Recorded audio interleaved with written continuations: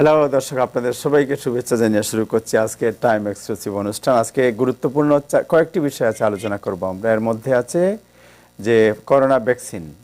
President Trump বলেছেন, বা Trump administration তারা নির্দেশ দিয়েছেন যে নভেম্বরের মধ্যে বিভিন্ন স্টেটকে রেডি থাকার জন্য, প্রস্তুত থাকার জন্য করোনা ভ্যাকসিন নিয়ে। তো উনি এটা নির্দেশ দিয়েছেন, আজকে ট্রাম্প প্রশাসন নির্দেশ দিয়েছে। আজকে আমরা আলোচনা করব যে স্টিমুলাস বাড়ি বাড়ার বিষয়টি, যে বাড়ি বাড়া একটি খুবই গুরুত্বপূর্ণ বিষয়। এবং এই বাড়ি বাড়ার বিষয়ে কালকে আমরা একটু আলোচনা করেছিলাম যে ডিসেম্বর পর্যন্ত ভাড়ার জন্য কাউকে বাড়ি থেকে উচ্ছেদ বাড়ি বা অফিস থেকে উচ্ছেদ করা হলে জেল এবং জরিমানা দুটোই ফেডারেল গভর্নমেন্ট ইম্পোজ করেছে। এবং এটি করেছে এই কারণে যে বাড়ি থেকে উচ্ছেদ করলে কেউ যদি ডিসপ্লেস হয় তাহলে এতে করোনা ছড়াতে পারে বিভিন্ন জায়গায়, এই জন্য তারা এটা করেছেন। স্টিমুলাস চেকের সর্বশেষ আপডেট আমরা জানার চেষ্টা করব। আর ইমিগ্রেশন আপডেট আজকে হবে আমাদের অন্যতম বিষয়। আজকে যারা অতিথি হিসেবে যোগ দেবেন তাদের মধ্যে আছেন জনাব নাজমুল আহসান, আমাদের সাথে আছেন, নিউজ আপডেট জানাবেন। আছেন ডক্টর বর্ণালী হাসান, আপনাকে শুভেচ্ছা জানাচ্ছি আমাদের অনুষ্ঠানে, যিনি বিএমএ নিউ ইয়র্ক চ্যাপ্টারের ইয়াং ফিজিশিয়ানদের লিডার। আর আছেন আমাদের মিয়া মোহাম্মদ আফজাল, আইআরএস অথবা আইআরএস এনরোল এজেন্ট। আপনাদের তিনজনকে শুভেচ্ছা জানাচ্ছি। আমাদের সাথে পরে যুক্ত হবেন অ্যাটর্নি নাজমুল আলম, যিনি ইমিগ্রেশন আপডেট জানাবেন। দর্শক, আপনারা যারা টেলিভিশনে দেখছেন, যারা আমাদের টেলিভিশন দেখছেন, টাইম টেলিভিশন দেখছেন, যারা আমাদের পরিবারের সদস্য, তাদের সবাইকে শুভেচ্ছা জানাচ্ছি, কৃতজ্ঞতা জানাচ্ছি আপনাদের প্রতি। যারা ফেসবুকে দেখছেন তাদের প্রতি প্রতিদিনের মতো অনুরোধ করব, অনুষ্ঠানটি প্রত্যেকেই শেয়ার করবেন আপনাদের বন্ধুদের সাথে। আমরা দিনের শুরুতেই বা রাতের শুরুতেই যেটাই বলেন, আপডেট, নিউজ আপডেট জানার জন্য এখন যাবো জনাব নাজমুল হাসানের কাছে। জনাব নাজমুল হাসান। ধন্যবাদ আবু তাহের, এবং ধন্যবাদ আজকে সব প্যানেলিস্টদের। আশা করি আপনারা সবাই ভালো আছেন। মোটামুটি একটা ভালো দিন গেছে নিউ ইয়র্কে আজকেও। এবং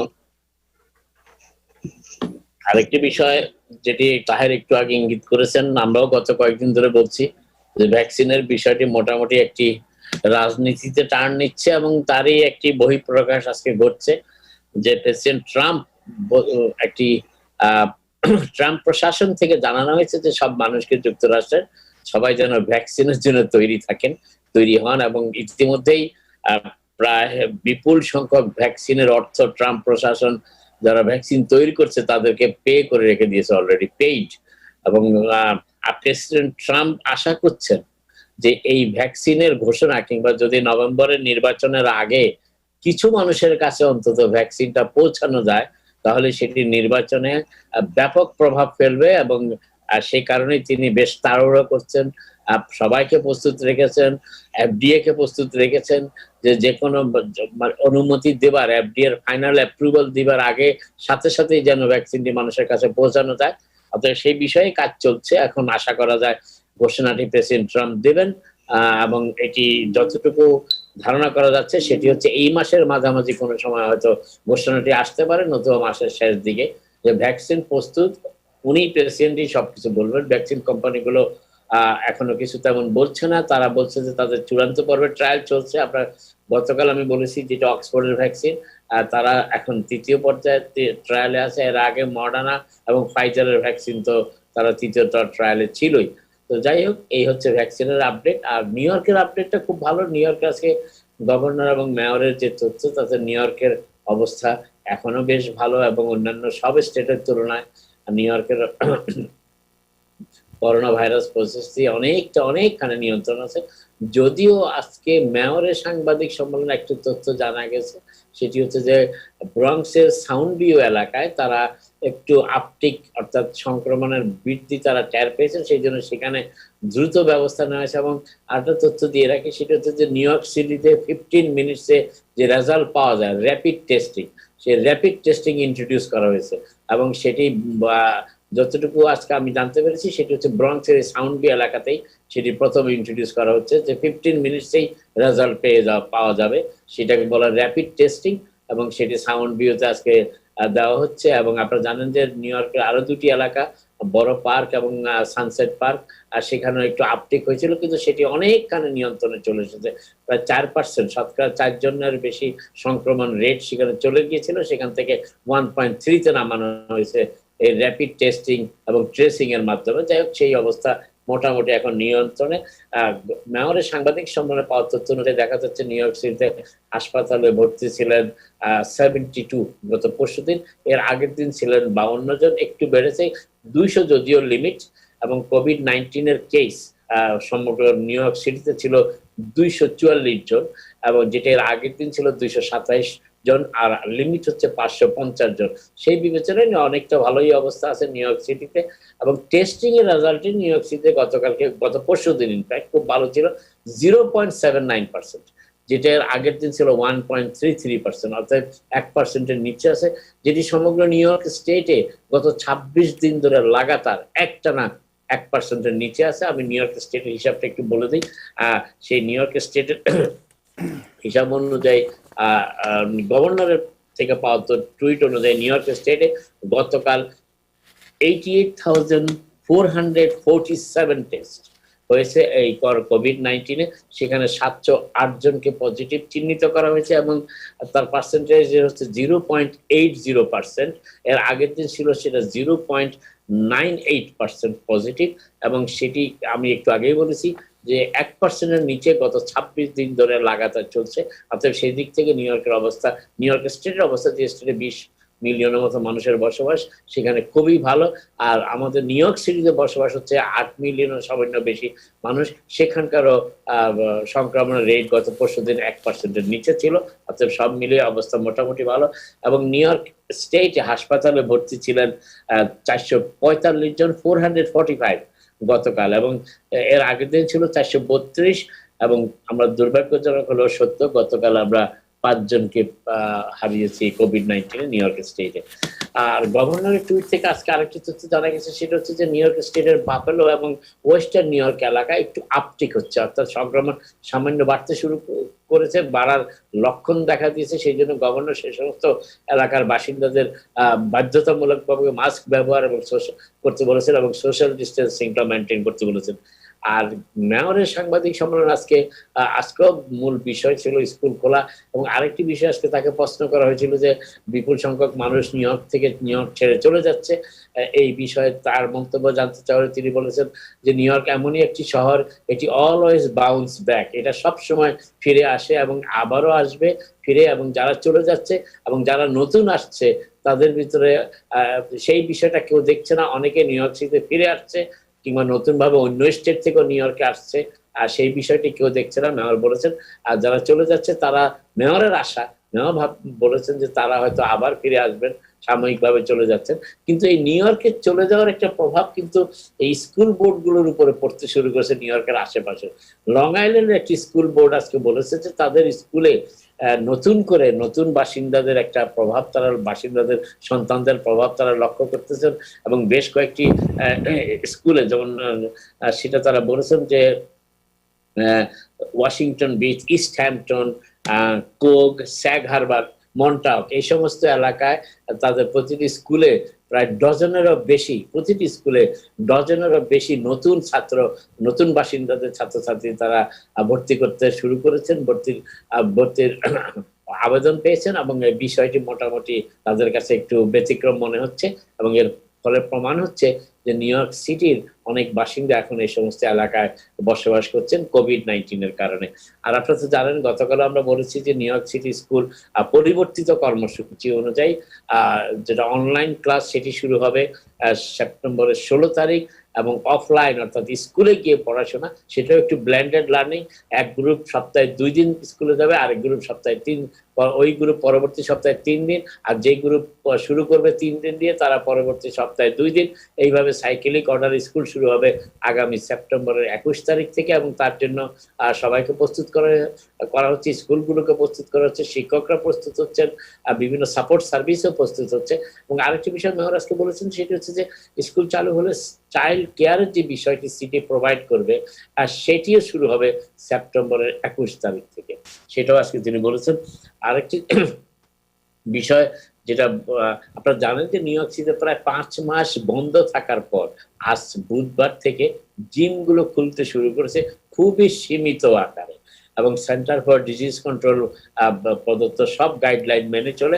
কিন্তু এর ফলে কিন্তু আরো একটি ব্যাপার হচ্ছে সেখানে যে গ্রুপ ফিটনেস ক্লাসগুলো কিন্তু এখনো শুরু করা যাচ্ছে না, সেটি কিন্তু বন্ধ রাখা হয়েছে, যেভাবে বন্ধ রাখা হয়েছে রেস্টুরেন্টের ভিতরের ডাইনিংটাও, সেটাও বন্ধ রাখা হয়েছে কোভিড-19 সংক্রমণ যাতে না বাড়ে সেই জন্য।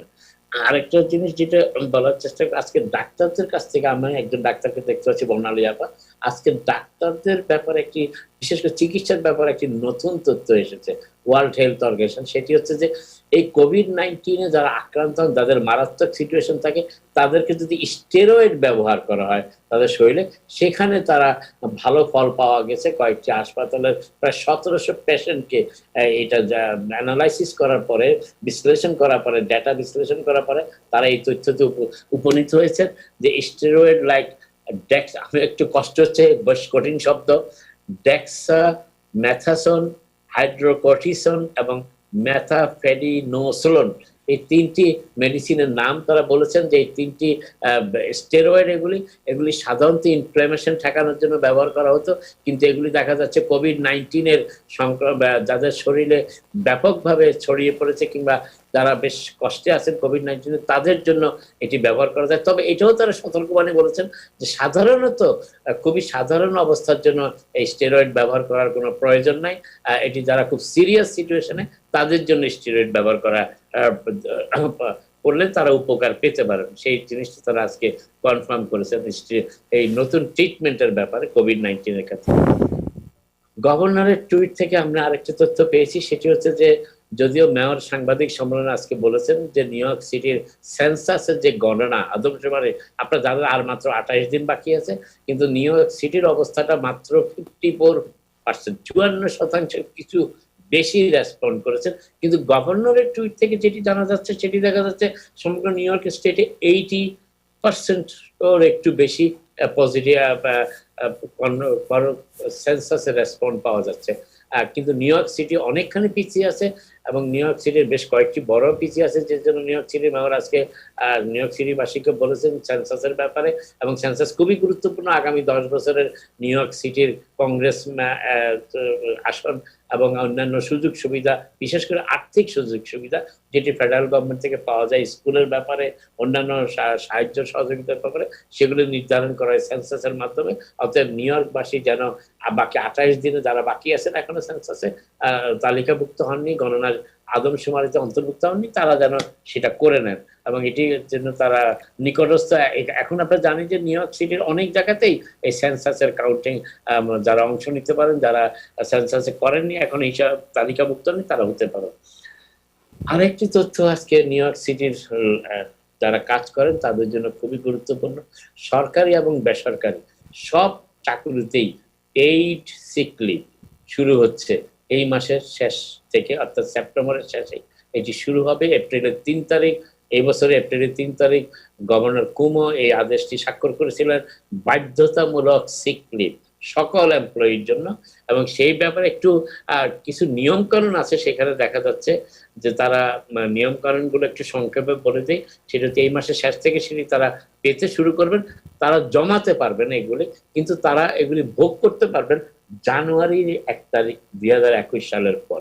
অর্থাৎ সেপ্টেম্বরের 30 তারিখের পর থেকে সেদিন তাদের অ্যাকিউর করবেন, কিন্তু তারা সেগুলি ভোগ করতে পারবেন জানুয়ারি 1, 2021 সালের পর। এবং এখানে কিছু সিস্টেমও রাখা হয়েছে, যেমন ধরেন employers with 4 or fewer employee, যারা 4 কিংবা 4 জনের নিচে এমপ্লয়ি আছে যে সমস্ত প্রতিষ্ঠান, এবং যারা ইনকাম 1 মিলিয়ন অর লেস, তাদের জন্য তাদের এমপ্লয়ীদের জন্য 40 ঘন্টা বাধ্যতামূলক সিক লিভের ব্যবস্থা রাখা হয়েছে পার ক্যালেন্ডার ইয়ার। এবং এই পার ক্যালেন্ডার ইয়ারটাও কিন্তু একটু বেশ মোটামুটি বেশ জটিল, এই জন্য কারণ জানুয়ারির 1 তারিখ থেকেও ক্যালেন্ডার ইয়ার ধরা হতে পারে, আবার বছর অন্য সময় থেকেও ক্যালেন্ডার ইয়ার ধরা হতে পারে, অর্থাৎ যেদিন থেকে ধরা হবে সেদিন থেকে পরবর্তী 1 বছর। আর যে সমস্ত এমপ্লয়ি,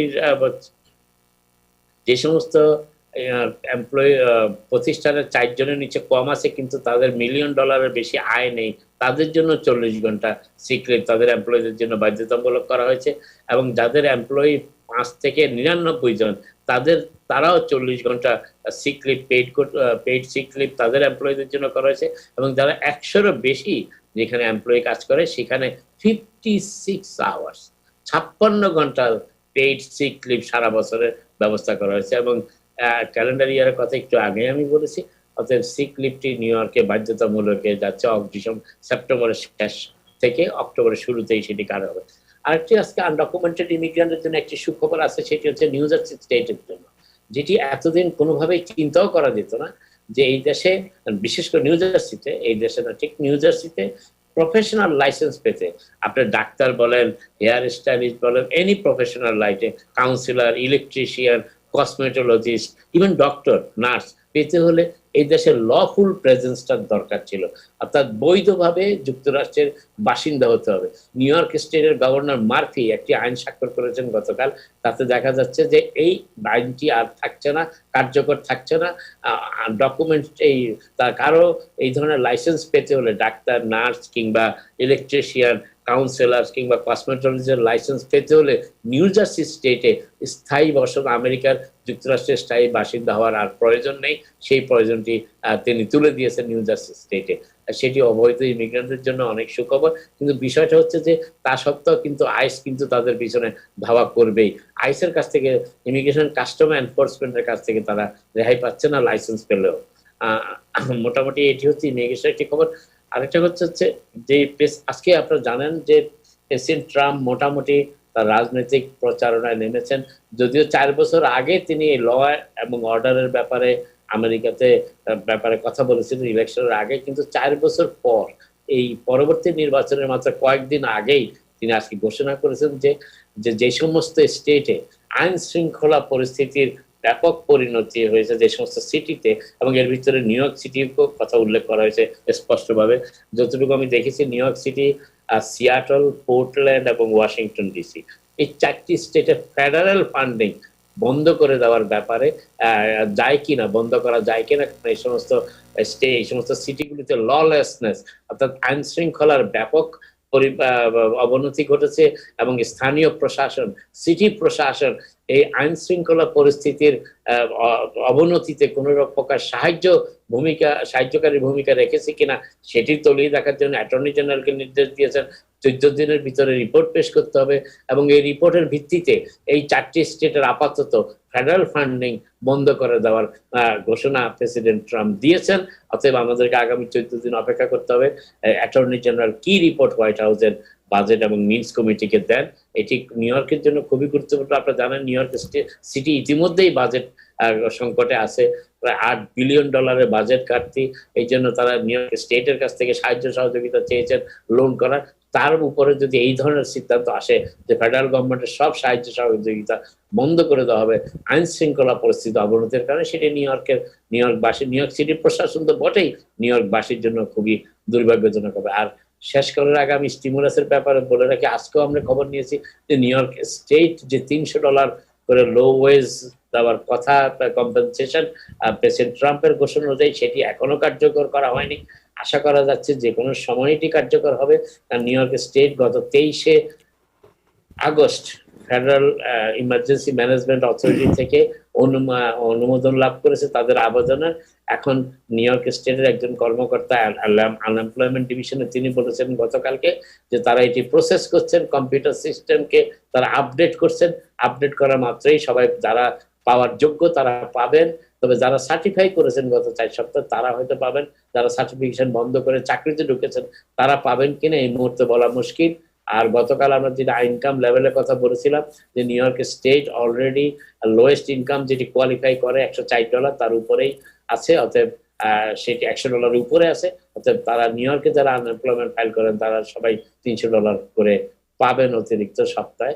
আর ফেডারেল স্টিমুলাসের ব্যাপারে এখনো কোনো বলা যাচ্ছে না, তবে যেহেতু ডেমোক্রেট এবং রিপাবলিকানরা অন্তত $1200 ব্যাপারে মোটামুটি রাজি হয়েছিল কংগ্রেসের অধিবেশন মুলতবিতে যাওয়ার আগে, সেটি হয়তো কন্টিনিউ করবে যেহেতু হোয়াইট হাউস এই ব্যাপারে রাজি। তবে আগামী কয়েকদিনের ভিতরেই আমরা হয়তো পুরোপুরি এই বিষয়টা জানতে পারবো, কারণ তখন কংগ্রেসের অধিবেশন পুনরায় চালু হবে। আপাতত এইটুকুই, পরবর্তীতে আবার কথা হবে। আপনারা সবাই ভালো থাকুন। হ্যালো দর্শক, আপনাদের সবাইকে শুভেচ্ছা জানাচ্ছি, অভিনন্দন জানাচ্ছি আমাদের সাথে থাকার জন্য। আমরা এখন ধন্যবাদ জানাব নাজমুল হাসান। আমরা এখন আলোচনা করব যে নভেম্বরের মধ্যে করোনা ভ্যাকসিন প্রস্তুত নিয়ে ট্রাম্প প্রশাসনের যে নির্দেশ, এই নির্দেশের ব্যাপারে কি হবে, আমরা কি নভেম্বরের মধ্যে পাবো, যদি পাই কেমন হবে এই ভ্যাকসিন, এই বিষয়টি আমরা আলোচনা করব। আলোচনায় আজকে আছেন আমাদের সাথে ডক্টর বর্ণালী হাসান। ডক্টর বর্ণালী হাসান, আপনাকে শুভেচ্ছা জানাচ্ছি অনুষ্ঠানে। আসসালামু আলাইকুম সবাইকে, দর্শক বিন্দু হচ্ছে টাইম টেলিভিশনে আমাকে আজকে তাহের ভাই নিয়ে আসার জন্য অনেক ধন্যবাদ জানাচ্ছি। এক্সেলেন্ট উপস্থাপনা ছিল ডক্টর মিস্টার নাজমুল হাসান। নাজমুল হাসান ভাই সবসময় প্রথম থেকে অনবদ্য একটা আমাদের আলোচনার সমস্ত জিনিসই আসলে উনি বলে দিয়েছেন। আমার আসলে এখানে এটা নিয়ে আর কিছু বলারই নাই বলতে গেলে। উনি যেটা বলেছেন আসলে সত্য, যে ট্রাম্প সরকার যেটা বলছেন হয়তো বা পলিটিক্যালি, কিন্তু আমাদের চিন্তা করতে হবে এটা সেফ কিনা। আমরা যেটা জানি যে মডার্না থেরাপিউটিক্স নিউ ইয়র্কের আর হলো ফাইজার, দুটা কোম্পানি এখন নিউ ইয়র্ক বা আমেরিকাতে এগিয়ে আছে। মডার্না হলো ম্যাসাচুসেটস বেসড আর ফাইজারটা হচ্ছে নিউ ইয়র্ক বেসড। মডার্নার যে জুলাই 21 ওরা বলছে যে এটা হচ্ছে থার্ড ফেজে চলে গেছে এদের ক্লিনিক্যালটা, ওটা ইভেন ইন দ্য এলডারলি পেশেন্টসকে। তো ওদের এটার জন্য ওদের 30,000 ইউনাইটেড স্টেটসে ওরা ট্রায়াল করেছে পেশেন্টের সাথে, কিন্তু ওরা বলছে যে অ্যাটলিস্ট 500 মিলিয়ন ডোজ পার ইয়ার ওরা বের করতে পারবে বিগিনিং অফ 2021-এ। সো এখনো কিন্তু 2020-র কথা বলে নাই ওরা। সো এটাই বলা হয়েছে যে, এবং তারপরে সেটা সুইস ম্যানুফ্যাকচারের সাথে ওরা কথা বলছে। তো এটা আপ টু 1 বিলিয়ন ডোজ এই ইয়ার হতে পারে, 500 মিলিয়ন থেকে 1 বিলিয়ন ডোজ হতে পারে। এটা বলতেছি আমি মডার্না যেটা থেরাপিউটিক্স এর কথা। আর ফাইজার যারা বলছে সেটা হলো নিউ ইয়র্ক বেসড। এদের দুটো আছে, একটা রিভিউতে বলা হয় যে অক্টোবর 2020, যে এখানে এই সময় মানে এই নেক্সট ওরা একটা রেগুলেটরি রিভিউ দিতে পারবে, কিন্তু ওরা হোপ করতেছে যে 1.3 billion dose by the end of 2021। তো এটা কিন্তু এত তাড়াতাড়ি কোনো কিছু, এটাও সেকেন্ড এবং থার্ড ফেজে আছে ফাইজার, কিন্তু এত তাড়াতাড়ি কিছু না, মানে 1 মাসের মধ্যে একদম চলে আসবে আমি দেখতে পাচ্ছি না কোথাও লেটেস্টে। আর ইউনিভার্সিটি অফ অক্সফোর্ডে যেটা লন্ডন থেকে তৈরি, ওটার বেসটা জিনিসটা হচ্ছে ওরা হলো ভাইরাল ভেক্টর ভ্যাকসিন। ওরা কিন্তু আগের 2 ভ্যাকসিনটা যেরকম আমাদের শরীর তৈরি করবে, অ্যান্টিজেনটা দেওয়ার পরে আমাদের শরীর টি-সেল মেডিয়েটেড যেটা অ্যান্টিবডিটা তৈরি করবে, কিন্তু লন্ডনের এই ভ্যাকসিনটা কিন্তু সেটা না, সেটা হচ্ছে একটা ভেক্টর মেডিয়েটেড বলে। সেটা কিভাবে হয়, যেরকম ইনভেড করবে করোনা ভাইরাস অথবা এরকম ওদের গ্রুপের আদার ভাইরাস গুলার স্পাইক প্রোটিনটাতে ওরা করে সেটার কর্মক্ষমতা উইকনেস করে ফেলবে আর কি, ওদের ভাইরাসের অ্যাক্টিভিটিটা এটা লো করে ফেলবে। তো এরা যে ইউনিভার্সিটি অফ অক্সফোর্ড ইউনিভার্সিটি যেটা বের করতে চাচ্ছে, হ্যাঁ, তারাও কিন্তু বলে নাই যে এত তাড়াতাড়ি কিছু করতে পারবে। তারা ফেজ 3-তে আছে। আর তাদের ভলান্টিয়ার ছিল 50,000 from Brazil, United states, south Africa, United kingdom. তাদের আর আগে যে আমি আমেরিকার কথা বললাম, ওদের ভলান্টিয়ার ছিল ট্রায়ালে 30,000। তো আশা করা যায় যে আমেরিকারটাও বের হয়ে যাবে। তো দেখা যাক কোনটা কত দূর আসতে পারে। ওরা এখনো মানে যেটা সেফটি চিন্তা করে বের করতে করতে সময় হবে, সময়ের চিন্তা আছে আসলে। আর যেটা ভাইয়া আমাদেরকে নাজমুল হাসান ভাই বললেন যে লেটেস্ট ট্রিটমেন্ট বের হয়েছে, এটা আসলে স্টেরয়েড দিয়ে আমরা ট্রিটমেন্ট করতেছিলাম অলরেডি ইউনাইটেড স্টেটস, বাংলাদেশেও এটা ট্রিটমেন্ট শুরু হয়ে গেছিল এইভাবে। হ্যাঁ, সো ট্রিটমেন্টটা কিন্তু ছিল, স্টেরয়েডটা আগে ছিল, সিরিয়াস রোগীদেরকে আমরা অক্সিজেন আর ভেন্টিলেশনের সাথে সাথে স্টেরয়েড দিয়ে ভালো করতে। তো এটা আর কি অ্যাপ্রুভ হচ্ছে এখন, যে এটা আগেও অক্সফোর্ডের একটা ট্রায়াল থেকে এটা অ্যাপ্রুভ ছিল। আর কনভালেসেন্ট প্লাজমা যেটা, সেটাও কিন্তু রিসেন্টলি হার্ভার্ড ইউনিভার্সিটিকে বলা হয়েছে যে ওরা 35,000 পেশেন্টের উপরে যে ওরা ওদের পরীক্ষা নিরীক্ষা করার পর, রিসার্চ করার পর ওরা বলছে যে এটাও কিন্তু মানুষের মৃত্যু হারকে কমাতে পারে। তো এটাও একটা ভালো জিনিস যে অ্যান্টিবডি যাদের তৈরি হয়ে গেছে, যে পুরানো যারা অ্যাফেক্টেড পেশেন্ট, তাদের থেকে যে ব্লাড অ্যান্টিবডি নিয়ে আমরা দিতে পারবো অ্যাফেক্টেড রোগীকে, তখন এটা উপকৃত হব। Thank you doctor Barnali Hasan. Doctor Barnali Hasan, অনেকে প্রশ্ন করেছেন যে অ্যান্টিবডি টেস্ট, এটার পজিটিভ অথবা নেগেটিভ, এটা কি? অ্যান্টিবডি টেস্টটা কি? আচ্ছা, আমরা আসলে এই উম, যেটা ভ্যাকসিন যেটা করি, ভ্যাকসিনটা চিন্তা করি যে আমরা অ্যান্টিজেনটা দেই শরীরে, তখন এটার বিরুদ্ধে আমাদের শরীরের যে রোগ প্রতিরোধ ক্ষমতা, টি সেল মেডিয়েটেড একটা অ্যান্টিবডি তৈরি করে, ওরা রেসপন্ডে, ওরা একটা প্রোটিন যেটা তৈরি করে, বা সেই জিনিসটা কিন্তু হলো অ্যান্টিবডি বলা হয় আর কি। এটা আর কি খুব সিম্পল ভাবে বললে এইভাবে বলতে, এই অ্যান্টিবডিটা যদি আমরা এখন পাই, তার মানে আমার শরীরে কোনোদিন আগে অ্যান্টিজেন ঢুকেছিল এবং সেই রেসপন্ডে আমার অ্যান্টিবডি আছে।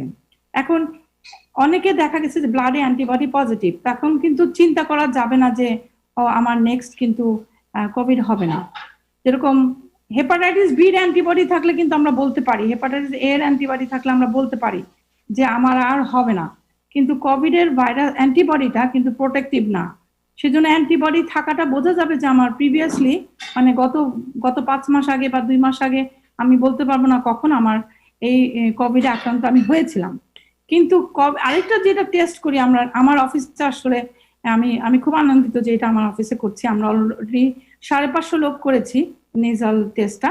তার মধ্যে আমরা আমরা খুবই মনে হয় ভাগ্যবান যে আমরা একটা পেশেন্টে শুধু পজিটিভ পেয়েছি আমার দুটো অফিসের মধ্যে। তো অলমোস্ট 550 কেস আমরা করেছি। তো আমরা যেটা এটা এটা 48 থেকে 72 ঘন্টার মধ্যে আমরা রেজাল্ট দিতে পারছি। এটা হচ্ছে আমরা ডিরেক্টলি নাকের ভিতরে লম্বা একটা সোয়াব দিয়ে আমরা বের করে নিয়ে আসি, তারপর এটা আমরা ল্যাবে পাঠাই, এটা পিসিআর একটা টেস্টের মাধ্যমে এটা আমাদেরকে ল্যাব রেজাল্টটা দেয়। সেটা হচ্ছে 48 ঘন্টা মিনিমাম সময় লাগে। আর একটা টেস্ট যেটা আছে, যেটা অ্যাবট কোম্পানির মাধ্যমে, সেটা মানে 15-20 মিনিটের মধ্যে আমরা রেজাল্টটা দিতে পারি। সেটা হচ্ছে র্যাপিড টেস্ট, যেটা নাজমুল ভাই বলছিলেন যে আপস্ট্রিটে করছে। তো সেটা হচ্ছে র্যাপিড অ্যান্টিজেন টেস্ট, ওটা তাড়াতাড়ি। তো অ্যান্টিজেন টেস্ট গুলো হচ্ছে আমরা এখনই করতে পারবো। নেজাল টেস্ট অথবা র্যাপিড অ্যান্টিজেন টেস্ট যেটা করব, সেটা আর কি এখনই বলতে পারবো যে আমি এফেক্টেড কিনা না, আমি কি ডিজিজ এখন আমার আছে কিন্তু নাই নাকি নাই। কিন্তু অ্যান্টিবডি দিয়ে বলতে পারবো যে আমার প্রিভিয়াসলি আমার এফেক্টেড ছিল। এবং কোভিড এর ক্ষেত্রে এটা কোনো মানে হেল্প করে না, প্রোটেকশন দেয় না। ওকে, সো আপনাদের অফিসে যে আপনারা টেস্ট করেন, এটা কি মানুষকে পে করতে হবে না ফ্রি করেন আপনারা? এটা আসলে কিছু কিছু মানে যেরকম কোয়েস্ট, ল্যাবকর্প, তারপর ল্যান্ডকো, নানান ধরনের ল্যাব আছে, আমরা ল্যাবকে পাঠাই। তো পেশেন্টে তো সাধারণত আমাদের পেশেন্টদের মেডিকেড থাকে, তারপরে মনে করেন প্ল্যান থাকে, এইচএমও প্ল্যান থাকে, অ্যাটনা থাকে, ব্লু ক্রস, এগুলো কিন্তু পেমেন্ট করে দেয় ওদেরকে। বুঝতে পেরেছি। আর যারা আমাদের কাছে করতে চায় তাদেরকে আসলে পার্সোনালি টাকা দিয়ে করতে হয়। আমি জানি অনেক ক্ষেত্রে 12 ঘন্টার মধ্যেও নাকি করে, কিন্তু তারা অনেক পয়সা চার্জ করে আর কি। কিন্তু আমাদের অফিসে যেটা আমরা করতে পারি, উইদিন 48 আওয়ার্স এর মধ্যে আমরা রেজাল্টটা দিতে পারি ম্যাক্সিমাম, এর আগে দিতে পারবো না। আপনাদের সাথে যোগাযোগ যদি কেউ করতে চায় টেস্টের জন্য, কিভাবে, মানে অ্যাপয়েন্টমেন্ট করতে হবে না কিভাবে করতে হবে? হ্যাঁ, একটু অ্যাপয়েন্টমেন্ট করে আসলে ভালো, কারণ আমরা তো খুব লিমিটেড পেশেন্ট আনি। আর একটা পেশেন্ট ওয়েটিং রুমে আমরা 3 জনের বেশি বসাতে চেষ্টা করি না। সেজন্য আমাদের একটু অ্যাপয়েন্টমেন্ট করে আসলে আমাদের অফিসে করতে পারবে। আমার 2টা অফিস আছে, জামাইকা আর সানিসাইডে, দুইখানেই করতে পারবো। জামাইকাতে আপনার সাথে আপনাদের যে জামাইকা অফিস বা সানিসাইড অফিস, এই অফিসে কিভাবে যোগাযোগ করবে? ফোনে না আপনার ফোনে আমাদের অফিস নাম্বার অথবা আমার সেল ফোনে টেক্সট করে দিতে পারবেন যদি কেউ। আর অফিস নাম্বারে করলে বেশি ভালো হয়। আপনাদের অফিস নাম্বার কি বলতে পারবেন? অফিস নাম্বারটা, আপনাদের অফিস নাম্বার কি বলতে পারবেন আপনি? হ্যাঁ, আমি বলে দিচ্ছি। জি,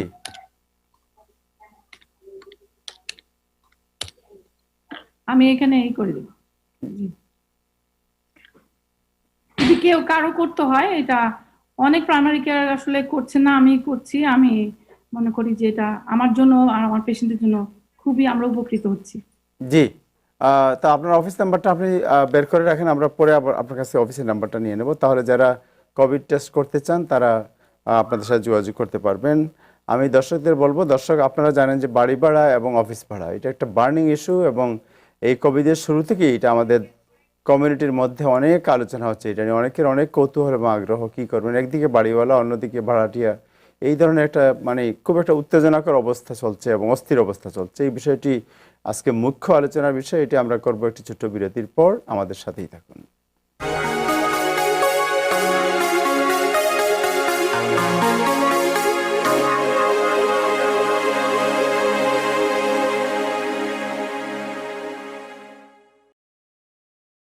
দেশে টাকা পাঠানো জরুরি, ব্যাংক বন্ধ, আর নয় অপেক্ষা। 24 ঘন্টা মানি ট্রান্সফার সেবা নিয়ে এলো সেন্ডওয়েভ। আকর্ষণীয় এক্সচেঞ্জ রেটে কোনো ফি ছাড়াই ঘরে বসে যে কোনো সময় নিরাপদে আমেরিকা, ইউকে ও ইউরোপ থেকে টাকা পাঠান বাংলাদেশে। সেন্ডওয়েভ মুহূর্তেই পৌঁছে দেবে আপনার প্রিয়জনের বিকাশ অ্যাকাউন্টে। ডাউনলোড করুন সেন্ডওয়েভ অ্যাপ আর লগ অন করে প্রিয়জনের কাছে নির্ঝঞ্ঝাট টাকা পাঠান যখন প্রয়োজন তখন। Sendwave, send money with love.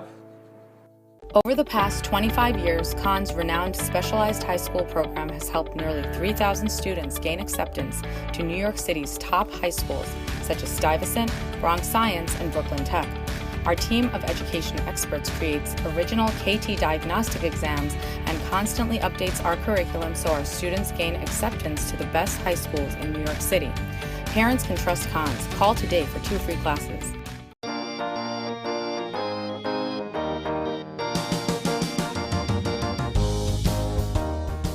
Dr. Kamal, MBBS. Ronnie, MA LLB. Shuman, MSc Engineering. Shahnaz, MSc Former Teacher, Dhaka University. None of them knew about People and Tech. If they did, they would not be doing such odd jobs. Engineer Mr. Hanif assures that he will not let a single educated immigrant perform odd job. No more odd job. Change your life and lifestyle.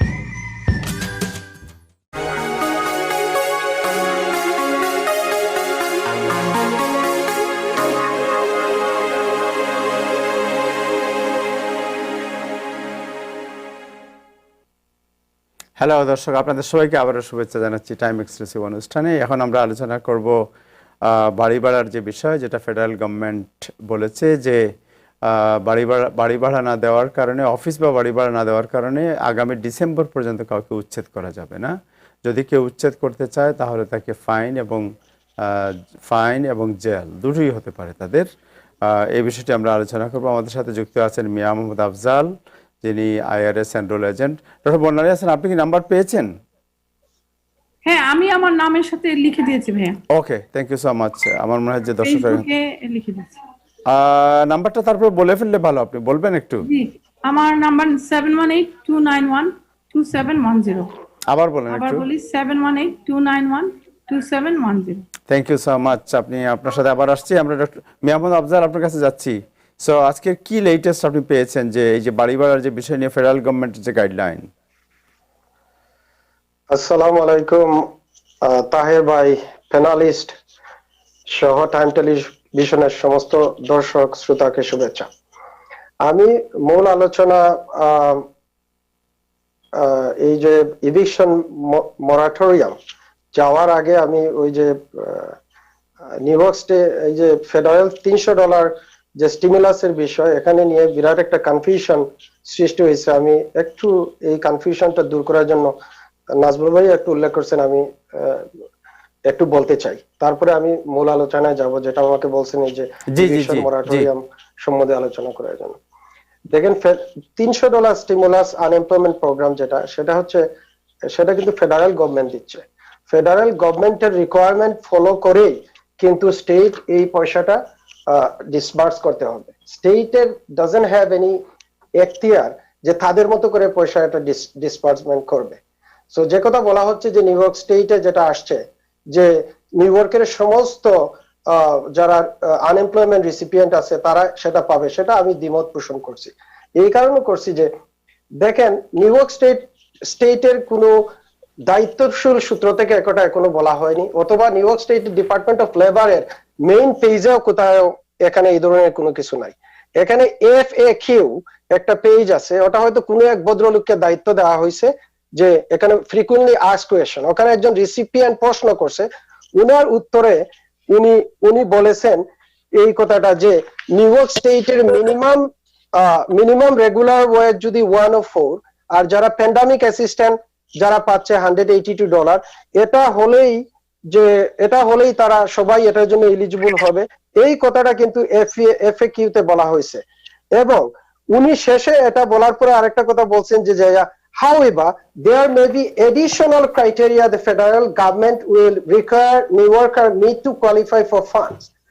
এখন চিন্তা করে দেখেন যে বদরুলিক সেটা লেখছে, আমরা আজকে কালকে এভরিডে আমরা চেক করছি আমরা এই $300 স্টিমুলাস পেমেন্ট পাবো কি পাবো না। উনি এখানে বলেই দিয়ে দিলেন যে যারা 104 পাবে মিনিমাম, যারা 182 পাবে তারা সবাই সেটা পাবে। কিন্তু শেষে যারা দেখা যায় উনি আরেকটা লাইন বলে দিচ্ছেন যে আরো কিছু রিকোয়ারমেন্ট ফেডারেল গভর্নমেন্টের থাকতে পারে যেটা নিউ ইয়র্কারের উপর বর্তাবে। এর অর্থ দাঁড়ায় this person is not even clear about the requirement of the program. কারা পেতে হলে কি কি রিকোয়ারমেন্ট লাগে ওই সম্বন্ধে ওনার জানাই নাই। সো আমার মনে হয় উনি মন গড়া একটা কথা এখানে লিখে দিছে। ফেডারেল গভর্নমেন্ট ভেরি ক্লিয়ার, আমি পড়ে শোনাচ্ছি তারা যেটা বলছে, one must receive at least $100 as part of his her regular unemployment insurance, meaning that those who have received less than $100 state WBA are ineligible for this stimulus। তারা clear এখানে কখনো বলে নাই যে স্টেটের minimum base rate is less than $200। Federal government এটা বলে নাই যে minimum base rate is less than $100 তারাই শুধু পাবে। ওখানে বলে দিছে যে রিসিপিয়েন্ট $100 এর নিচে তার পেমেন্ট চলে যাবে তারা সেটা পাবে না। এবং দেখেন এটা আরেকটা লাইন আমি পড়ে শেষ করে দিব যে এখানে ইউএস ডিপার্টমেন্ট অফ লেবার কি বলছে। US department of labour has given the directives to the state department of labour, যারা সেটা ডিসপার্ট করবে তাদেরকে বলে দিচ্ছে যে state must confirm that the individual is receiving at least $100 of underlying unemployment benefits। What does it mean? এখানে নাই যে স্টেটের মিনিমাম যদি তাদের যদি মিনিমাম বেস অ্যামাউন্ট যদি নিচে যদি $100 নিচে যে সমস্ত স্টেটে থাকবে তাদেরকে দেওয়া হবে না, এরকম কথা এখানে নাই। এখন একটা প্রশ্ন হচ্ছে এখানে বলে দেওয়া হয়েছে যদি কোন স্টেট ভুলবশত যদি রিসিপিয়েন্টদেরকে টাকা দিয়ে ফেলে তাহলে কিন্তু এটা ফেডারেল গভর্নমেন্ট ফেরত চাইবে এবং এটা ব্যাক করে দিতে হবে। তো ওটা যদি নিউ ইয়র্ক স্টেটের যদি কথা হয়ে থাকে এটা যদি তারা ভুল করে থাকে তাহলে নিউ ইয়র্ক স্টেট এই পয়সা দিতে হবে। রিসিপিয়েন্টের ভুল করলে নিউ ইয়র্ক স্টেটকে দিবে, নিউ ইয়র্ক স্টেট ভুল করে রিসিপিয়েন্টদেরকে দিলে ফেডারেল গভর্নমেন্ট এই পয়সা তাদের কাছ থেকে আদায় করবে। সো স্টেটও ভুল করতে পারে, স্টেট ফেডারেল গভর্নমেন্টকে বাধ্য করবে স্টেটকে এটা ফেরত দিতে। সুতরাং new York state has to be careful about it, number 1। number 2 হচ্ছে আমরা আসল কথা যেটা নাজমুল ভাই প্রায় সময় বলেন এই কথাটাই ভালো। আমি চাই সবাই পাক, পাইলে ভালো, মানুষের টাকার দরকার আছে সঠিকভাবে সে নিয়ে আসুক।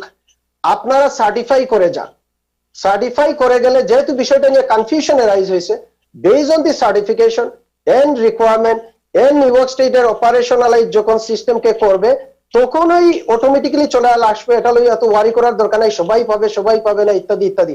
আমি যা বিভিন্ন সূত্র থেকে পেলাম আমি বলতে পারবো যে আমাকে যদি আপনি বলেন কোথা থেকে পাইছেন আমি বলতে পারবো। এখানে ইউএস ডিপার্টমেন্ট অফ লেবারের আমি তাদের ভাষা পড়ে শোনালাম।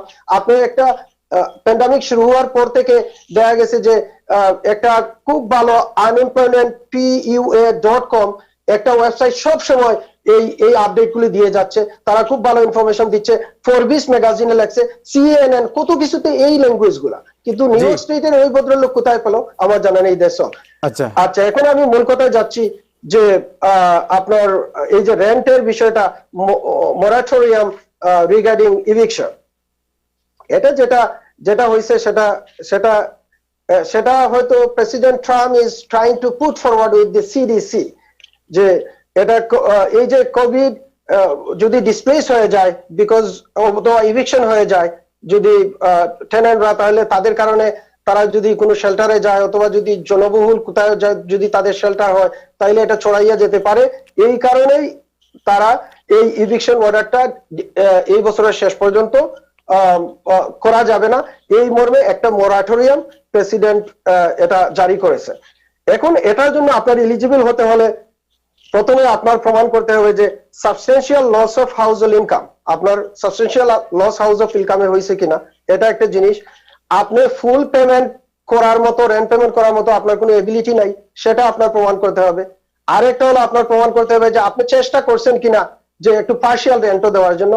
আর স্টার্ট যেটা হচ্ছে সেটা আরো প্রমাণ করতে হবে আপনাকে যে আপনার যদি ইভিকশন করা হয় তাইলে আপনি হোমলেস হয়ে যাবেন, অথবা এমন একটা জায়গায় আপনি যাবেন যেখানে অনেক লোকের জনসমাগম থাকবে এবং আপনি এটা কোভিড ছড়াবেন। তো এই শর্তগুলা দেখেন, এই শর্ত পূরণ করা অনেকের পক্ষে সম্ভব হবে না, নাম্বার 1। নাম্বার 2 যেটা হচ্ছে, এবং ইনকামের একটা এই রিকোয়ারমেন্টে আরেকটা জিনিস হচ্ছে যে আপনার ইনকাম সিঙ্গল হলে $99,000 অথবা তার নিচে থাকতে হবে, আর যদি আপনি ম্যারিড হন $198,000 সেটা থাকতে হবে। এখন এই হলো রিকোয়ারমেন্ট যে যাদেরকে ইভিকশন করা যাবে না, যদি এইগুলি ফুলফিল করতে পারে তাহলে তাদেরকে ইভিকশন করা যাবে না। এখন প্রশ্ন হচ্ছে যে এতে ল্যান্ডলর্ড এবং টেনেন্টের কি লাভ হলো? ল্যান্ডলর্ড এবং টেনেন্টের কি লাভ হলো সেটা হচ্ছে ন্যাশনাল মাল্টিফ্যামিলি হাউজিং কাউন্সিল, তারা সেটা বলছে যে যেটা ল্যান্ডলর্ড এবং টেনেন্টের কোনোই কাজ সেটা হবে না, এটা ল্যান্ডলর্ডেরও কোনো কাজ হবে না, তারপরে এটা টেনেন্টেরও কোনো কাজ হবে না। This is not a rent forgiven, this is হলো যে ইভিকশন করা যাবে না। কিন্তু আমার কথা হলো প্রেসিডেন্ট ট্রাম্প একটার পর একটা এক্সিকিউটিভ অর্ডার দিয়ে যাচ্ছেন। আমি পলিটিক্যাল কোনো কথা বলতে চাচ্ছি না এখানে, কারণ যখন যার বিপক্ষে চলে যায় তারা একটা ঠেক লাগায়া দেয়, কিন্তু আমি বাধ্য হয়ে কিছু কথা বলবো, কার পক্ষে বিপক্ষে যাবে আমি জানি। কত ওই যে উনি যে জিনিসটা এখানে করলেন, প্রেসিডেন্ট ট্রাম্পের কি চিন্তা ভাবনা এরকম যে ডিসেম্বরের পরে সব চলে যাবে, এরপরে সব ঠিক হয়ে যাবে? আমার কথা হলো যে এই যে আপনি ডিসেম্বর পর্যন্ত রেন্ট স্থগিত করলেন, করার পরে যে এই রেন্টটা কিন্তু একুমুলেট হচ্ছে তার সাথে, ডিসেম্বরের পরে 2,000 কোটি রেন্ট হলে 8,000 টাকা হয়ে গেল, এরপরে তো উনি ইভিকশনে চলে যাবে। এই যে উনি ইভিকশনে চলে যাবে, তখন উনি কি করবে? ইভিকশনে চলে গেলে উনি 8,000 সহ বা ওনার ক্রেডিট নষ্ট হবে, ক্রেডিট রিপোর্টিং এজেন্সিকে দিতে পারে, উনি ভবিষ্যতে টেনেন্ট যিনি হবে উনি হয়তো রেন্ট পেতে অসুবিধা হবে যখন তার ক্রেডিট রান হবে। আরেকটা ওনার অসুবিধা হবে, আমি যখন ইভিকশনে যাব তখন আমি জাজমেন্ট পাবো, জাজমেন্ট পেলেও জাজমেন্টে ওনার এগেইনস্টে লেগে যাবে, উনি ভবিষ্যতে কোনো টাকা থাকে ওনার বাড়িতে লিন বসবে, ব্যাংকে টাকা থাকলে আমি জাজমেন্ট পেলে উঠে নিয়ে আসবো। এটার একটা দিক আছে যে কিছু লোক রিয়েলি তাদের রেন্ট মাফ করা দরকার, আর কিছু লোক এটাকে এবিউজ করে, এটা এবিউজ করার লোকই বেশি। কারণ আপনি দেখেন, আমি নিউ ইয়র্ক স্টেটের কথা বলতে পারি যে রেন্ট রিলিফ প্রোগ্রামটা করলো, কয়জন রেন্ট রিলিফ পাইছে বলেন তো? আমি 17 বছরে আমার প্রফেশনাল জীবনে আমার হয়তো সেভারাল থাউজেন্ড ক্লায়েন্ট আছে, ওরা ওই রেন্ট রিলিফ প্রোগ্রামের অরিজিনাল গাইডলাইন্স আউট হওয়ার আগে পাগল করে ফেলাইছে, ভাই অ্যাপ্লাই করবো। যেদিন গাইডলাইন্স বাইরে হইলো, বিলিভ করেন আমি একজন লোকের জন্য শুধু করছি মাত্র, তাও এখন পর্যন্ত অ্যাপ্রুভ হয়েছে না। কারোর লস অফ ইনকাম এখানে হয়নি, তাদের 3 times 4 times ইভেন বেড়ে গেছে, এবং ওই প্রোগ্রামের মূল জিনিসটা হলো লস অফ ইনকাম হতে হবে, এখানে এই জিনিসটা আছে, লস অফ ইনকাম। আমার কথা আমি একটু বলে দিই, আমরা আমাদের প্রেসিডেন্টকে আমরা কমান্ডার ইন চিফ বানাইছিলাম, উনি এখন হয়ে গেছেন আপনার কি এক্সিকিউটিভ অর্ডার ইন চিফ, একটার পর একটা worthless unnecessary baseless executive order দিয়ে দিচ্ছে। আমি প্রত্যেকটা অর্ডার সম্বন্ধে regarding immigration, regarding unemployment, regarding payroll ইত্যাদি সম্বন্ধে সব। ইমিগ্রেশন দেখেন তো, ইমিগ্রেশনের প্রথম অর্ডারটা জুন এবং জুলাইতে ছিল, এই সময় একটা সমস্ত ফ্লাইট বন্ধ, উনি একটা এক্সিকিউটিভ অর্ডার দিয়ে বসে থাকলেন যে এদেশে ইমিগ্রেন্ট ঢুকতে পারবে না, এরা জব লস করবে। আচ্ছা ভাই, এক্সিকিউটিভ অর্ডার দিয়ে কি লাভ হবে? মানুষ তো আসতেই পারতেছে না, তো আপনি এটা দিচ্ছেন কেন? টাইম ওয়েস্টিং, এটা তো কোনো কাজে হলো, মানুষ তো এমনি আসতে পারতেছে না। পরের যেটা দিলেন যে ডিসেম্বর পর্যন্ত আসতে পারবে না, আপনি চিন্তা করে দেখেন হোয়াইট যারা আছে যে ইমিগ্রেন্টরা নাকি জব নিয়ে যাবে। আমি ঢাকা ইউনিভার্সিটির আন্তর্জাতিক সম্পর্ক বিভাগের বিজ্ঞাপনে পাশ করা একটা ছেলে, আজ থেকে 25 বছর আগে যখন আসছি, হেল কোনো খারাপ কাজ নাই আমি এখানে করি নাই, এই 25 বছরে মোটামুটি একটা অবস্থানে দাঁড়িয়ে আছি। তো আমার মতো একটা ছেলে আইসা যদি এত খারাপ জব করে, হোয়াইট ম্যানরা কি কোনোদিন দেখছেন স্ট্রিট ক্লিন করতে, অথবা বাথরুম ক্লিন করতে, অথবা রাস্তায় ঝাড়ু দিতে, খামারে কাজ করতে? এই কাজগুলো তো আমাদের মতো ইমিগ্রেন্টরাই করে। উনি একটা পলিটিক্যাল স্ট্যান্ডবাজি করে একটার পর একটা আপনার ওই অর্ডার দিচ্ছেন যেটাই কোনো কাজ হচ্ছে না। উনি বলেন উনি বিশ্বের সেরা ডিল মেকার, জি, thank আজ you. পর্যন্ত একটা ডিল করতে পারেন না, বিদায় সব এক্সিকিউটিভ অর্ডার দিয়ে চালাইয়া দিতে চাচ্ছেন। Thank you, thank উনি you. কোনের এক সাইড দেখেন আর এক সাইড দেখেন না। একটা আমেরিকানের স্বপ্ন একটা বাড়ি, 2 ফ্যামিলি একটা বাড়ি, আমি একটা অর্ডার দিছি, আমি মাসের আগে যে বসে থাকি দরজার সামনে, ওটা পাইলে আমি মর্গেজ পেমেন্ট করব। তা আপনি মর্গেজ স্থগিত করলেন না, আপনি রেন্ট স্থগিত করে দিলেন। Thank you so much. Thank you. চলে গেছে মানুষ। Thank you, Mia Mohammad Afzal. এরা Thank you কোথায় so- যাবে? Thank you so much. তো চিন্তা করে দেখেন এটা কোনো কাজের কাজ হবে না। Thank you so much, thank you আপনাকে, থ্যাংক ইউ আপনার অ্যানালাইসিসের জন্য। আমরা যাচ্ছি জনাব অ্যাটর্নি নাজমুল আলমের। ওনাকে নেক্সট টাইম ইব্রাহিম চৌধুরী খোকনের সামনাসামনি জি জি, এটা করা হবে, হ্যাঁ ঠিকই করা হবে। আমরা অ্যাটর্নি নাজমুল আলম আপনাকে শুভেচ্ছা জানাচ্ছি অনুষ্ঠানে। আমি তো বললাম ট্যাগ ভাই, একটা ট্যাগ লেগে যাবে। আমি জানি এটা আপনি সত্যি কথা বলে ট্যাগ একটা লেগেই যাবে। No problem, you have right to talk. আপনি যেটা ভালো মনে করেন সেটা বলার অধিকার আছে আপনার। না, আমি বলতে পারি স্পেসিফিক্যালি ইনফরমেশন দিয়ে। আমি তো বললাম জি। যেখানে ফ্লাইট হয় না, এখানে আপনি বন্ধ করে দিলেন, ইমিগ্রেন্ট আসতে পারবেন। আরে ভাই আপনি ভিসা দিলেও তো আসতে পারবেন। জি জি, তো এটা মানে ছিল এটা। আমাদের অ্যাটর্নি নাজমুল আলম বসে আছেন, আমরা তার সাথে কথা বলবো। Attorney Nazmul Alam, what is the latest of the immigration latest কি আপনার? ধন্যবাদ আপনাকে তাহের ভাই, এবং সেই সাথে দর্শক শ্রোতা আপনাদের সবাইকে, এবং আজকে আমাদের সম্মানিত এই টাইম টেলিভিশনের প্যানেলিস্ট যারা আছেন তাদের সবাইকে মোবারকবাদ। আপনারা অনেক গুরুত্বপূর্ণ বক্তব্য রাখছেন, সেই সাথে বিতর্কেতেও আপনারা জড়িয়ে গেছেন। তো আমি বিতর্কে না যে আমি কিছু মূল খবর দিতে চাচ্ছি, সেটা হচ্ছে ইমিগ্রেশন নিয়েই, কারণ এই ব্যাপারটাই সবাই আমার কাছে জানতে চায়। যদিও আমি অ্যাটর্নি এট ল, আমি আইনগত যে কোনো বিষয়ে পরামর্শ আপনাদেরকে দিতে পারি, তবে ইমিগ্রেশনের ব্যাপারটা যেহেতু আমাদের কমিউনিটির জন্য খুব স্পর্শকাতর, সেই জন্য মূল জিনিস যেটা আসতেছে লেটেস্ট যেটা বলবো সেটা হচ্ছে যে ট্রাম্প প্রশাসন এই মুহূর্তে চেষ্টা করতেছে যে বায়োমেট্রিক্সটা সমস্ত ইমিগ্রেন্টদের ক্ষেত্রে কাজে লাগানোর জন্য। বায়োমেট্রিক্সের মধ্যে ওরা যেটা যোগ করতে চাচ্ছে সেটা হচ্ছে যে চোখের রেটিনার থেকে ওরা একটা বায়োমেট্রিক্স নিবে, সেই সাথে ওরা ডিএনএ টেস্টিং এর যে বায়োমেট্রিক্সটা আছে সেটা তারা নিবে। ভয়েসের মধ্যে আমাদের প্রত্যেকের একটা ডিস্টিংক্ট ভয়েস আছে, ভয়েস রিকগনিশনের থেকে নিবে। এই ধরনের বায়োমেট্রিক্স গুলো নিয়ে ওরা ডাটা বেসে রাখবে। সেটা পিটিশনার, অর্থাৎ কেউ যদি আমেরিকান সিটিজেন হয় তার ক্ষেত্রেও কাজে লাগানো হবে, এবং কেউ যদি ইমিগ্রেন্ট হতে চায়, বেনিফিশিয়ারি যারা, তাদের ক্ষেত্রেও কাজে লাগানো হবে। তবে এই জিনিসটা যদি হয় তাহলে এটা ইমিগ্রেশনে একটা ব্যাপক পরিবর্তন হবে, কারণ আজকে পর্যন্ত আমেরিকান সিটিজেনদের এই ধরনের কোনো বায়োমেট্রিক্স দেওয়ার কোনো নিয়ম নাই। কিন্তু এটা যদি চলে আসে তাহলে বাধ্য হয়ে যারা ইমিগ্রেন্টদেরকে যারা স্পন্সর করতে চান, যে সমস্ত সিটিজেন, তাদেরকে এই পথে যেতে হবে। এটার পিছনে মূল কারণ যেটা দাঁড়াচ্ছে সেটা হচ্ছে যে ব্যাকগ্রাউন্ড চেকিং এর জন্য। ব্যাকগ্রাউন্ড চেকিং এর জন্য তারা অনেক ধরনের অনেক পদ্ধতি নিচ্ছে, তার মধ্যে বায়োমেট্রিক্সটা আসতে পারে। কাজে যদি বায়োমেট্রিকটা আসে তাহলে এটা কিন্তু পিটিশনার, অর্থাৎ যারা আমেরিকান সিটিজেন তাদের ক্ষেত্রেও কিন্তু এটা প্রযোজ্য হবে। তাদেরকে ডিএনএ দিতে হবে, আমেরিকান সিটিজেনদেরকে চোখের রেটিনা দিতে হবে, ওটার মানে আর কি ওটার একটা স্ক্যান দিতে হবে, ভয়েস রিকগনিশনের জন্য তাদের ভয়েস টেস্ট দিতে হবে। এই ধরনের অনেকগুলো জিনিস তারা আনার চিন্তা করতেছে। এই মুহূর্তে এটা ইমপ্লিমেন্ট হয়নি, কিন্তু এটার যেহেতু কথা উঠেছে, আমার যতদূর মনে হচ্ছে এটা চলে আসবে। কাজে biometrics is coming for everybody, not only the immigrants. এটা ইমিগ্রেন্ট বেনিফিশিয়ারি এবং ইমিগ্রেন্টের জন্য যারা পিটিশনার তাদের ক্ষেত্রে, ইনক্লুডিং আমেরিকান সিটিজেন। দ্বিতীয়ত যেটা আসতেছে সেটা হচ্ছে যে ফি ইনক্রিজ হচ্ছে আগামী মাস থেকে, আগামী অক্টোবরের 2 তারিখ থেকে ইমিগ্রেশন সার্ভিস তাদের ফি বাড়িয়ে দিচ্ছে। এর মধ্যে সবচেয়ে বেশি ফি বাড়ানো হয়েছে যারা সিটিজেনের দরখাস্ত করবেন।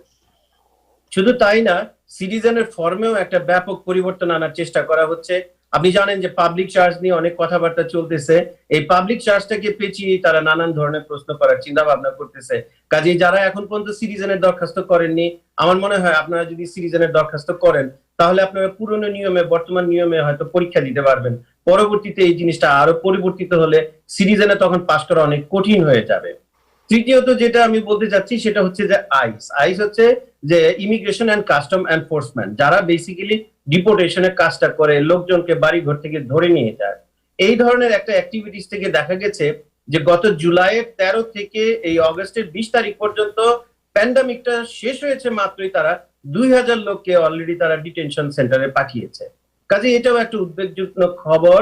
সবচেয়ে বড় খবর যেটা, সেটা হচ্ছে যে বস্টনে যে আপিল কোর্ট আছে, যে ফার্স্ট সার্কিট কোর্ট, আজকে তারা একটা রায় দিয়েছে যে কোর্ট হাউস থেকেও ইমিগ্রেন্টদেরকে গ্রেফতার করা যাবে। এটা একটা বিরাট উদ্বেগের কারণ। আমি সংক্ষেপে বলতেছি এটার পিছনে ব্যাকগ্রাউন্ডটা কি ছিল। নিউটন বলে একটা ছোট্ট শহর আছে ইয়েতে, ম্যাসাচুসেটস স্টেটে, সেখানকার জাজের নাম ছিল স্যালি জোসেফ। ওনার কোর্টে এরকম একজন অবৈধ ইমিগ্রেন্ট গিয়েছিলেন হাজিরা দিতে, তাকে বাঁচানোর জন্য জাজ স্যালি জোসেফ এবং তার যে অফিসার ছিল কোর্ট অফিসার ম্যাকগ্রু, এরা মিলে তাকে পিছনের দরজা দিয়ে কোনো মতে পার করে দিয়েছিল যাতে ইমিগ্রেশন তাকে অ্যারেস্ট করতে না পারে। এটা একটা জনহিতকর কাজ, মানবাধিকার ছিল। কিন্তু পরবর্তীতে যখন জিনিসটা প্রকাশ পেল তখন সেই জাজকে চাকরিচ্যুত করা হয়েছে। বর্তমানে সেই জাজ, সেই ডিস্ট্রিক্ট জাজ এই মুহূর্তে ট্রায়ালের অপেক্ষা করতেছেন। ওনার যদি এই আইন ভঙ্গের জন্য যদি জরিমানা হয়, জেল হয়, তাহলে উনি সর্বোচ্চ 20 বছর শাস্তি পাবেন। তো এই ধরনের যে মানব অধিকার বিরোধী যে কার্যকলাপগুলো, এগুলো অনেকটা দুঃখজনক ব্যাপার। কিন্তু আপনি জানেন আমেরিকা আইনের দেশ, আমাদেরকে আইন মেনে চলতে হবে। সে জাজ হোক, সে লয়ার হোক, সে ইমিগ্রেন্ট হোক, সে যে কোনো লোক হোক না কেন, সে যদি ভিজিটর হয় তাহলেও তাকে আমেরিকান আইন মেনে চলতে হবে। এটা থেকে মুক্তি পাওয়ার একমাত্র উপায় হচ্ছে যদি কংগ্রেসের কোনো আইন পরিবর্তন করে, তখন আমরা সেই আইন দিয়ে এই জিনিসটা আমরা মোকাবেলা করতে পারবো।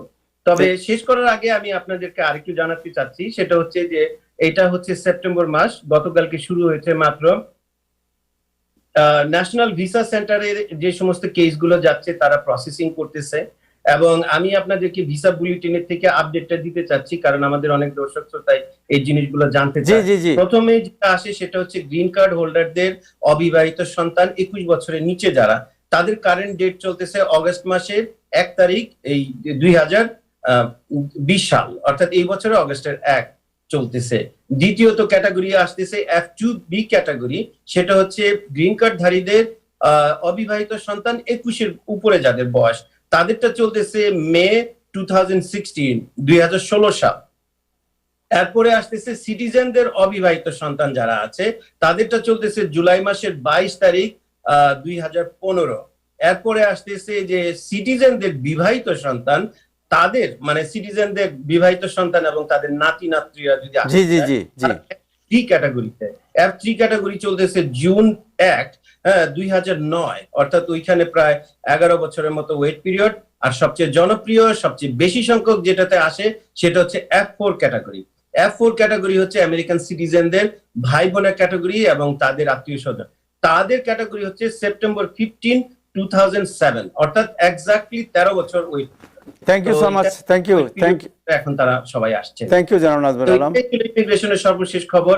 আপনাদের যদি কোনো প্রশ্ন থাকে সংক্ষেপে আমি নিতে পারবো। আমি অনুষ্ঠানের শেষ পর্যন্ত আপনাদের সঙ্গে আছি। Thank you so much. Thank you জনাব Nazmul Alam. Thank you so much. জনাব Nazmul Hasan, do you have any update? এই মুহূর্তে কোনো আপডেট আজকে তেমন ঘটেনি। আমি একটা কথা বলতে চাচ্ছিলাম আফজাল ভাইয়ের কথা, যাতে যে প্রেসিডেন্ট ট্রাম্প যতই এক্সিকিউটিভ অর্ডার করছে সবগুলো কিন্তু আদালতে চ্যালেঞ্জ হয়েছে, এবং অনেকগুলো কিন্তু আদালতে এখনো চ্যালেঞ্জ পাল্টা এগুলি চলছে এইটা। এবং সর্বশেষ যেটা করছেন মনিটরিয়াম রেন্টের ব্যাপার, এটাও যে আদালতে চ্যালেঞ্জ হবে না বলা মুশকিল। তার এবং আরেকটা জিনিস হচ্ছে যে কথাটা আমি বলার চেষ্টা করছিলাম, সেটা হচ্ছে যে প্রেসিডেন্ট ট্রাম্পের যেভাবেই তিনি করুক না কেন, কিছু কিছু এক্সিকিউটিভ অর্ডারের যে তার যে এক্সিকিউটিভ অর্ডার যে জনগণের কাছে জনপ্রিয় না, সেটাও অস্বীকার করার কোনো উপায় নাই। কিছু কারণ উনি তো ওনার রাজনীতি করছেন, ইমিগ্রেশনের ব্যাপারে যে কাজটা করছেন সে তো রাজনীতির দিকে টার্গেট করে করছেন। এবং আমি একটা কথা বলে, আমাদের সামনে একজন ইমিগ্রেশন অ্যাটর্নি আছেন, আমাদের এই প্রেসিডেন্ট ট্রাম্প কিংবা 1/11 আগে আমাদের আমেরিকানরাই অনেকে জানতো না হোয়াট ইজ গ্রিন কার্ড।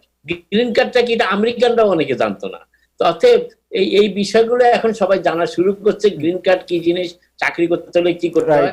তবে আজকে নিউজ আসছে যে জিনিসটা এসেছে, আমি মনে করি এই যে বিগ ডেভেলপমেন্ট, যে প্রফেশনাল লাইসেন্স পেতে হলে আর ইউএস রেসিডেন্স হওয়ার দরকার নাই, লবুল, এইটা নিউজ আসছে, একটা সাইন করেছে। এবং এই বিষয়টা, এবং শেষ করার আগে একটা কথা বলি, সেটি হচ্ছে যে জো বাইডেন, যিনি ডেমোক্রেটিক প্রেসিডেন্সিয়াল নমিনি, তিনি কিন্তু ইমিগ্রেশনের ব্যাপারে কি ধরনের সুযোগ সুবিধা দিবেন কিংবা দিবেন কিনা আদৌ এই ধরনের বলছেন না।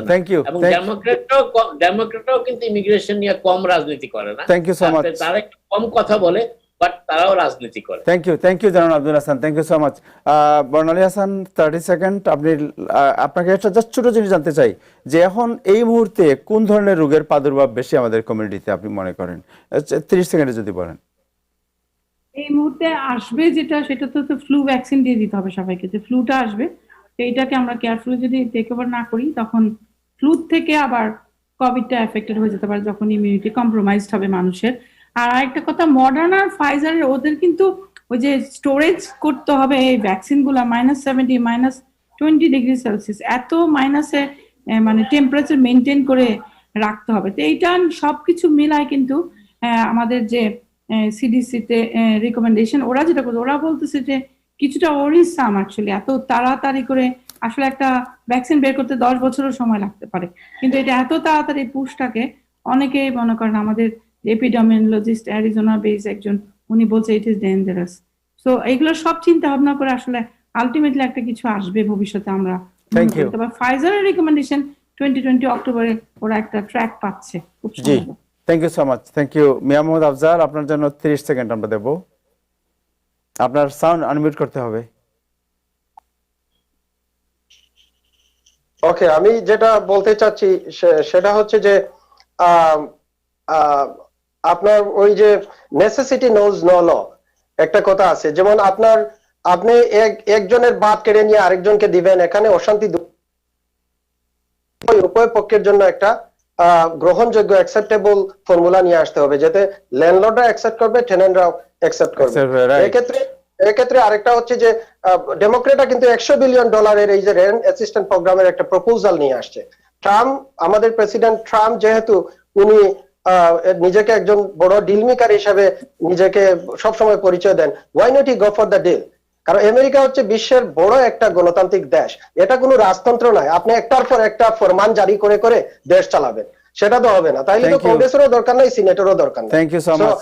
Thank you. To come forward with an comprehensive thank you Mohammad Afzal. যেটা সাস্টেইনেবল হয় এবং যাতে সবাইকে ইনক্লুড করে, শুধু ফরমান জারি করে এই রাজতন্ত্রের মতো দেশ চালানো হবে না। সিটিজেন হিসেবে আমি এটাই বলতে চাই। Thank you Mohammad Afzal. জনাব অ্যাটর্নি নাজমুল আলম, একটা প্রশ্ন আছে ছোট, যদি 30 সেকেন্ডে বলে দেন। সেটা হচ্ছে যে মিস্টার নবী জানতে চাচ্ছেন 2014-এ তার মা তার ভাইয়ের ছেলের জন্য আবেদন করেছেন। 2014-এ একজন মা তার ছেলের জন্য আবেদন করেছেন, এটা কবে নাগাদ ইয়ে হবে, ভিসা মানে ডিউ হবে এটার? ধন্যবাদ আপনার প্রশ্নের জন্য। 2014-এ যদি করেন, মা যদি গ্রিন কার্ড হোল্ডার হন, তাহলে আমি বলবো যে এই মুহূর্তে 2015-16 চলতেছে, তো কাজেই এটা তো এতদিনে ডিউ হয়ে যাওয়ার কথা। কাজেই আমার মনে হয় যে এইখানে হয়তো কোনো মানে আমাকে জানতে হবে যে অ্যাকচুয়ালি যে মার স্ট্যাটাসটা এবং আচ্ছা, যদি উনি সিটিজেন হন, দুটো স্ট্যাটাস যদি আমি জানতে পারি আমি কনফার্ম বলতে পারবো। তবে আমি এইটুকু বলতে পারি যে ভিসা বুলেটিনে বর্তমানে যেটা আছে, মা যদি গ্রিন কার্ড হোল্ডার হয় তাহলে 2016 বর্তমানে কারেন্ট আছে, আর যদি 14 হয় তো এতদিনে হয়ে যাওয়ার কথা। আর মা যদি সিটিজেন হয় আর ছেলে যদি বিবাহিত থাকে এবং তার যদি সন্তান থাকে, তাহলে সেটা ছাবে আপনার F3 ক্যাটাগরিতে, সেটা এই মুহূর্তে চলতেছে 2009। Thank you so much. মনে হয় যে জিনিসটা একটু সমস্যা আছে কোথাও। থ্যাংক ইউ জানাব নাজমুল আলম। এটা ল এন্ড ইমিগ্রেশন অনুষ্ঠানে যদি এই প্রশ্নটা ওনারা করে, আমরা নিশ্চয়ই এই ব্যাপারটা আগামী শুক্রবারে আপনি আসবেন। Yes, right. সো আগামী শুক্রবারে ল এন্ড ইমিগ্রেশন অনুষ্ঠানে অ্যাটর্নি নাজমুল আলম থাকবেন, আপনাদের যে কোনো প্রশ্ন হলে উনি প্রশ্নের উত্তর দেবেন। দর্শক, আজকে এ পর্যন্তই। আমি কৃতজ্ঞতা জানাচ্ছি আমাদের আজকের প্যানেলিস্ট ডক্টর বর্ণালী হাসান, জনাব নাজমুল আহসান, মিয়া মোহাম্মদ আফজাল এবং অ্যাটর্নি নাজমুল আলমকে। দর্শক, আজকে এ পর্যন্তই। আগামীকাল রাত 9টায় আবার দেখা হবে। সবাই আসবেন, সবাই আমরা কথা বলবো ইনশাআল্লাহ। Thank you so much. সবাই ভালো থাকবেন। খুদা হাফেজ।